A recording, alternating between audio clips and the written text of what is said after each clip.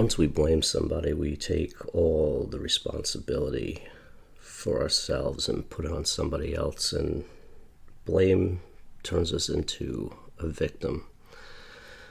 It's just giving our power away. It enforces helplessness and just the victim at that point. It's very easy. Humans want the path of least resistance, and blame is by far the easiest path. It somehow inside of us absolves us from any responsibility for taking care of our own feelings. A lot of us have been waiting on an apology for a very long time. And how's that waiting going for you? That apology we're waiting for is not going to come from outside of us, from the place we feel we deserve to get it from. That apology needs to come from ourselves to ourselves. We have to forgive ourselves for expecting other people to make things right within us. We have to learn how to empower ourselves, to trust ourselves, to take accountability for our lives. And how do you do that? How do you know how to do that when that's never been modeled for you? When you try to take accountability and you start to own it and wear it, if you are still in the same circles, playing the same roles in the same systems, you are most likely going to get the same results. I mean, a lot of reasons we never push back on the people we should have pushed back on is because we had received the same response so many times that we stopped pushing back, because we knew deep down inside the outcome was going to be the same. So we adapted, and we abandoned ourselves and our needs and our wants and our desires and our feelings just not to feel unloved by who we are. You know, it's a delicate balance, I think, a lot of us struggle with. We want the connection, we want the love, we want the validation from certain people in our lives, and we held on to getting it. And that holding on to wanting something from somebody else that we think at some point the light will go on for them and they'll give it to us, really never will. And that just leaves us stuck in this limbo state where we feel trapped. You know, it's kind of like leaving home and going out in the world on your own. You know, we're not prepared. We don't have that solid foundation. So we sit and hope that one day this person or these people will give us permission to be us, so we can go out in the world as who we are and not out in the world as the person that they needed us to be. I have always struggled with trying to never allow anyone around me to have a negative feeling because of me, of how I act, of what I say, what I do. Constantly having to live this perfection because I can't allow myself to feel anything but that. You know, some of us are just more sensitive to it than others. You know, we're afraid of the rejection. We're afraid of the abandonment. We're afraid of being looked at in a certain way because we just can't handle it. We have experienced it so much to the point of overload that we don't allow ourselves to put ourselves in situations where we may be judged in a certain way because we can't experience those feelings. They're just too painful. They're a reminder of, the abandonment and the love lost as we were growing up. And we adapted because those painful feelings feel like they're too much for us to handle. And, back in the day, they were. If they weren't, we would have handled them fine and adapted, but we were so young and logical thought wasn't even present as this was going on. And I think the biggest question I get via message and email is, how do you sit with those feelings? I find them too painful. Sitting with those feelings and re-experiencing them and teaching ourselves that we can handle it is the way out of all of this. It is the hardest work you're ever going to do. You can read as many books as you want. You can listen to as many audio tapes. You can listen to as many podcasts over and over on an endless loop. And it is comforting. It does feel good when you hear somebody that speaks words that you understand, you feel understood. Somebody finally gets you. And there's a comfort in reading those words and hearing that voice say them. But it's never going to fix the problem. And the problem is we are afraid of feeling terrifying feelings. And it's baffling. It's baffling how powerful something is inside of us. And we don't even know. We're not even sure 100% why it's there or how it got there. But it's there. And that's what we avoid.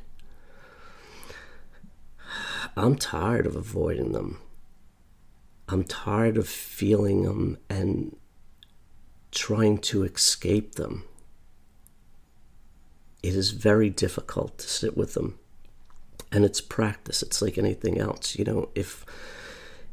If I gain 50 pounds, I'm 50 pounds overweight and I'm sitting on the couch, I am just going to sit there and keep telling myself I really need to exercise. I really need to change my diet. I really need to just change my lifestyle. I need to get healthy. But I look at the work that it's going to take to get to the healthy place physically that I want to be, and it just feels overwhelming at times. And getting up and just walking around the block doesn't really feel like I'm doing much. I can't run a marathon the first time out. My body will not handle it. And if I was to somehow possibly make it, which would never happen at this point in time in my life, the pain that I'm going to be in afterwards, my muscles are going to be sore. It doesn't feel worth the effort sometimes.